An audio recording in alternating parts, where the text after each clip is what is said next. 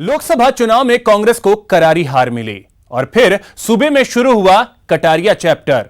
नैतिकता के आधार पर सूबे के कृषि मंत्री लालचंद कटारिया ने इस्तीफा दे दिया और फिर अचानक गायब हो गए। जब फिर से जयपुर में प्रकट हुए तो इस्तीफे पर ही अड़े रहे। लेकिन अब सीएम ने कटारिया को भावना में न बहने की नसीहत दी है। आप भी देखिए कटारिया की पूरी कहानी।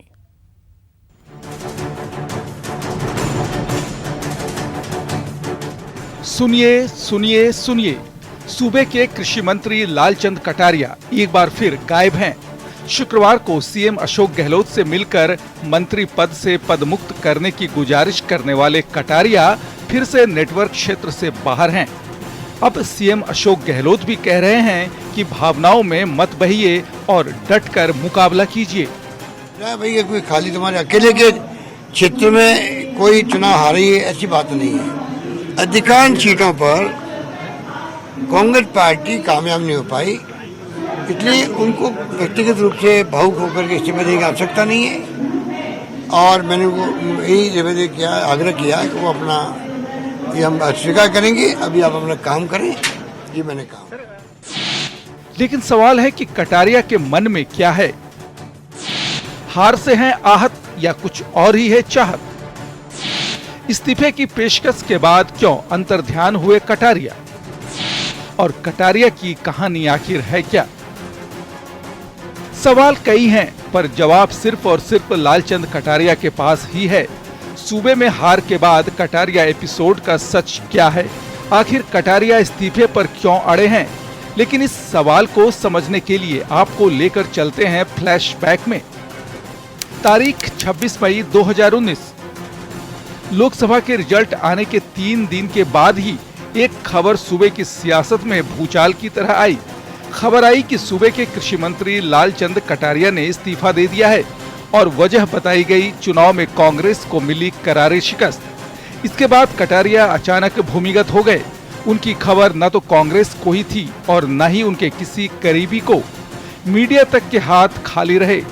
सूबे में इस्तीफे की सियासत चरम पर थी। कांग्रेस कटारिया के इस्तीफे के बाद बैकफुट पर थी, तो बीजेपी को कांग्रेस पर हमला बोलने का मौका मिल गया था। कयासों का दौर चलता रहा, लेकिन न तो लालचंद कटारिया का फोन ही काम कर रहा था और न ही उनकी कोई खबर ही मिल रही थी। तारीख 29 मई 2019। फिर अचानक पता चला कि हार के बाद लालचंद कटारिया अध्यात्म के लिए उत्तराखंड पहुंच गए हैं। उत्तराखंड के हैड़ा खान आश्रम में कटारिया हार का गम भुला रहे हैं, लेकिन फिर भी कटारिया ने मीडिया से दूरी बनाए रखी। और फिर अचानक कटारिया जयपुर पहुंचे और मुख्यमंत्री अशोक गहलोत से मुलाकात की। मुलाकात के बाद कटारिया फिर से इस्तीफे का राग अलाप बैठे। मैंने मंत्री पद से इस्तीफा दे दिया है। चुनाव में जिस तरह से मेरे विधानसभा क्षेत्र में कांग्रेस की 1,15,000 वोट से हार हुई है, उसकी नैतिक जिम्मेदारी मैं लेता हूं। भविष्य में पार्टी की ओर से मुझे जो भी आदेश दिया जाएगा उसके मुताबिक मैं काम करता रहूंगा।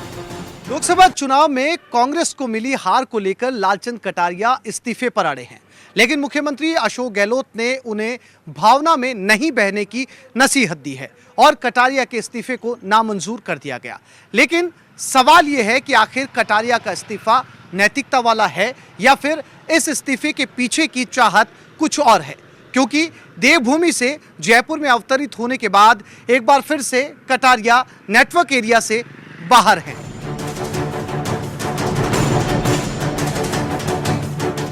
Bureau report, news 18 network. आचार संहिता हटने के बाद जयपुर विकास प्राधिकरण फिर से अपने पुराने रोल में आना शुरू हो गया है। जेडीए अब पृथ्वीराज नगर इलाके में करीब 200 मकान दुकान तोड़ने की तैयारी कर रहा है। 100 फीट सेक्टर रोड में आ रहे निर्माणों को तोड़ने के लिए जेडीए में करीब 115 परिवारों को नोटिस जारी करना शुरू कर दिया है। न्यू सांगानेर रोड हीरापथ से लेकर गोलियावास 200 फीट सेक्टर रोड तक गुजर रही सेक्टर रोड को चौड़ा करने का काम शुरू होगा।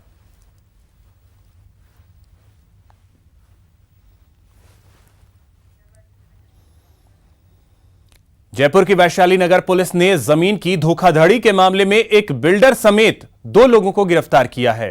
पुलिस ने अनुकृति बिल्डर्स डेवलपर्स ग्रुप के मालिक अविनाश बंसल और मानवेंद्र सिंह को धोखाधड़ी के मामले में गिरफ्तार किया है। अवनीश बंसल पर 62 बीघा जमीन को फर्जी दस्तावेजों से हड़पने का आरोप है।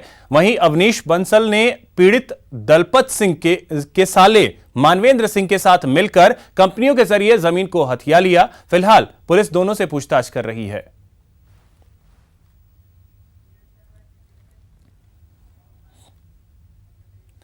राजधानी जयपुर में नाबालिग के साथ दुष्कर्म कर जानलेवा हमला करने का एक मामला सामने आया है। इस संबंध में परिजनों ने आरोपी के खिलाफ ब्रह्मपुरी थाने में रिपोर्ट दर्ज करवाई है। पुलिस ने पीड़िता का मेडिकल चेकअप करवाया और उसे इलाज के लिए एसएमएस अस्पताल में भर्ती करवाया है और वहीं पुलिस फरार चल रहे आरोपी की तलाश में जुट गई है।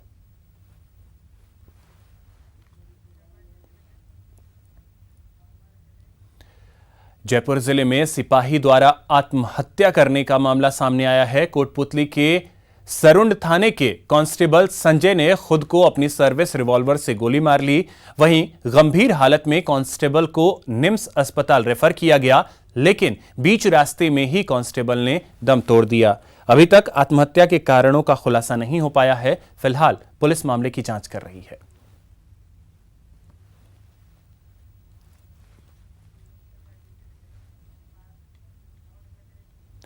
जयपुर इंटरनेशनल एयरपोर्ट पर पिछले 2 महीने से चला आ रहा नौटम आज खत्म हो गया, जिससे जयपुर एयरपोर्ट पर फिर से एक बार सुचारू रूप से उड़ान भरना शुरू हो चुका है। आपको बता दें कि जयपुर एयरपोर्ट पर 31 मार्च से 31 मई के बीच रात 10:30 से सुबह 5 बजे तक नौटम लागू किया गया था। फिलहाल लंबे नौटम से एयरपोर्ट और यात्री दोनों को राहत मिली है। नौटम खत्म होने पर जयपुर एयरपोर्ट का जायजा लिया हमारे संवाददाता आसिफ खान ने।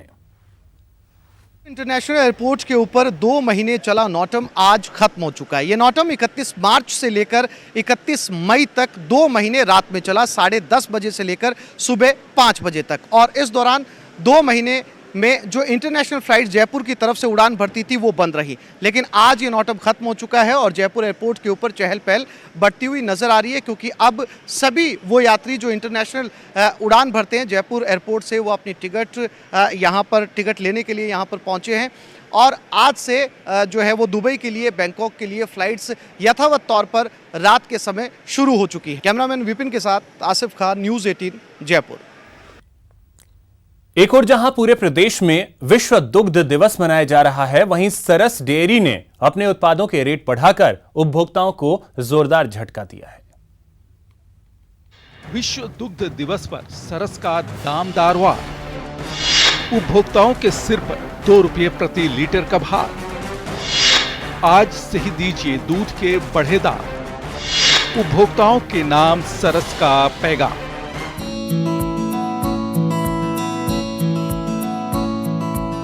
आज पूरे धूमधाम के साथ विश्व दुग्ध दिवस मनाया जा रहा है। इस मौके पर प्रदेश में भी कई कार्यक्रमों का आयोजन किया गया। राजधानी की जयपुर डेयरी में भी कई कार्यक्रम हुए।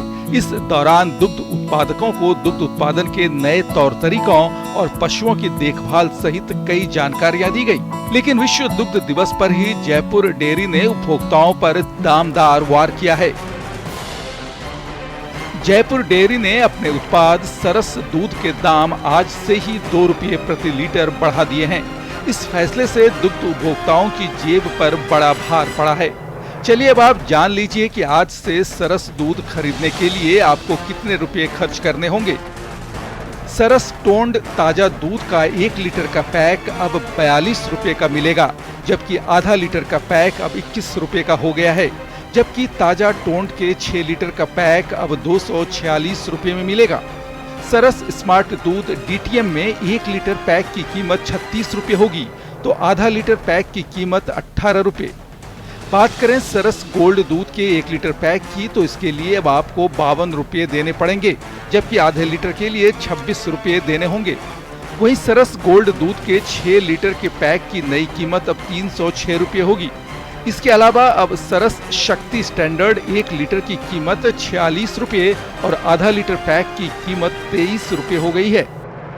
आपको बता दें कि हाल ही में जयपुर डेयरी ने दुग्ध उत्पादकों से प्रति किलो फैट के हिसाब से दूध खरीद की दर बढ़ा दी थी।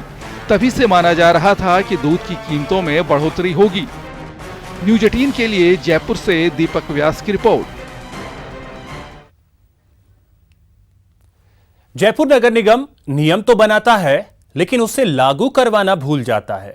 मामला पालतू डॉग के रजिस्ट्रेशन से जुड़ा है, जिसमें निगम पूरी तरह से फेल साबित हुआ है।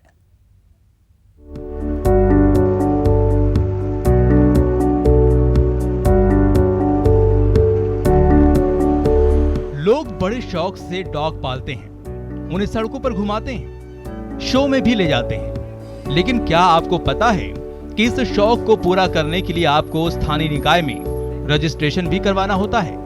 लेकिन इसको लेकर जयपुर नगर निगम इस कदर लापरवाह है कि 30 लाख से ज्यादा आबादी वाले जयपुर शहर में बीते 6 साल में सिर्फ 718 डॉग्स के ही रजिस्ट्रेशन हो पाए हैं। 2014 में जहां 257 डॉग्स रजिस्टर्ड हुए, वहीं 2015 में सिर्फ 99, 2016 में आंकड़ा बढ़कर 159 तक गया, तो 2017 में सिर्फ 83, वहीं 2018 में सिर्फ 93 डॉग्स के रजिस्ट्रेशन हुए, जबकि 2019 में अब तक 27 डॉग्स के रजिस्ट्रेशन हो पाए हैं।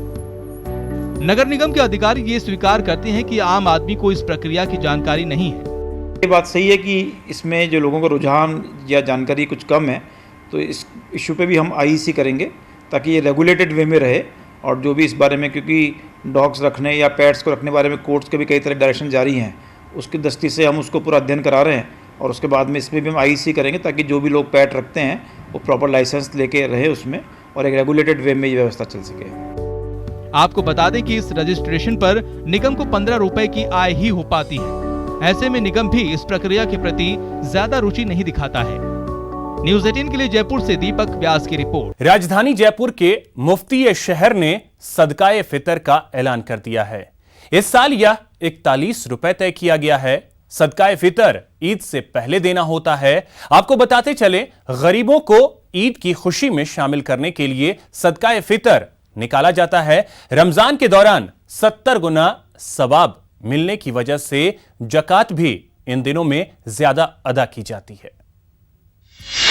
इस साल सदका ए फितर 41 रुपए जयपुर शहर मुफ्ती ने किया तय। बाजार और महंगाई से होता है तय। जरूरतमंदों को ज़कात देने की अपील। रमजान के 26 रोजे पूरे हो चुके हैं और बाजार खरीदारों से गुलजार है। ऐसे में जुमातुल विदा के बाद उलेमाओं ने आम लोगों से गरीबों की खुशियों का भी खास ख्याल रखने की अपील और सदका ए फितर और ज़कात के जरिए जरूरतमंदों की ज्यादा से ज्यादा मदद करने को कहा है। सदका ए फितर वो दान होता है जो रमजान में इबादतों में हुई कोताही की माफी के तौर पर दिया जाता है, और ये ईद से पहले दिया जाना जरूरी होता है। हर साल शहर मुफ्ती बाजार के मौजूदा मूल्यों के मुताबिक सदका ए फितर तय करते हैं। आज शहर मुफ्ती ने सदका ए फितर 41 रुपए प्रति व्यक्ति तय किया है। सदका ए फितर परिवार के हर सदस्य को देना जरूरी होता है। जब अल्लाह हमसे पूछेगा कि तुम्हें धन और दौलत दिया गया तो तुमने उसका कहाँ इस्तेमाल किया गया, तो ज़कात उसकी एक शक्ल है और ज़कात पूरी तरह से अदा करने की हम अल्लाह से दुआ करते हैं, अल्लाह हमें तौफीक दे। एक तरफ माह रमजान मुबारक का सिलसिला आगे बढ़ता जा रहा है, दूसरी तरफ इबादतों के साथ जरूरतमंदों का ध्यान रखने पर भी जोर दिया जा रहा है ताकि वे समाज में आगे बढ़े और इबादतों से लेकर त्योहारों को खुशियों के साथ मना सके। तमाम तैयारियां जारी हैं, बाजारों के अंदर खरीदारियों का दौर जारी है, लिहाजा तमाम लोगों से ये उलेमा अपील कर रहे हैं कि वो ज़कात और फितरे का ख़ास तौर पर ध्यान रखें, क्योंकि इस वक्त ज़कात देने से उसका 70 गुना ज़्यादा सवाब भी मिलेगा और लोग जो अपनी खुशियां हैं वो ईद के साथ साथ मना भी पाएंगे। कैमरा पर्सन भवानी के साथ में अरबाज अहमद, न्यूज़ 18 जयपुर। राजस्थान की बात हो और घूमर नृत्य का जिक्र ना हो, भला ऐसा कैसे हो सकता है। राजधानी जयपुर में वैल्यू फाउंडेशन की ओर से लुप्त होती राजस्थानी विरासत, कला, संस्कृति और परंपराओं को बढ़ावा देने के लिए घूमर वर्कशॉप गैलोर 2019 का आयोजन किया जा रहा है। यह 3 दिवसीय वर्कशॉप वैशाली नगर स्थित होटल महल रजवाड़ा में आयोजित किया जा रहा है, जहां जोधपुर की सीमा राठौड़ शहर की महिलाओं को घूमर डांस सिखा रही हैं। इस दौरान घूमर के शुद्ध रूप, इतिहास, कला संस्कृति, पहनावा, भाषा और राजस्थान की परंपराओं के बारे में भी जानकारी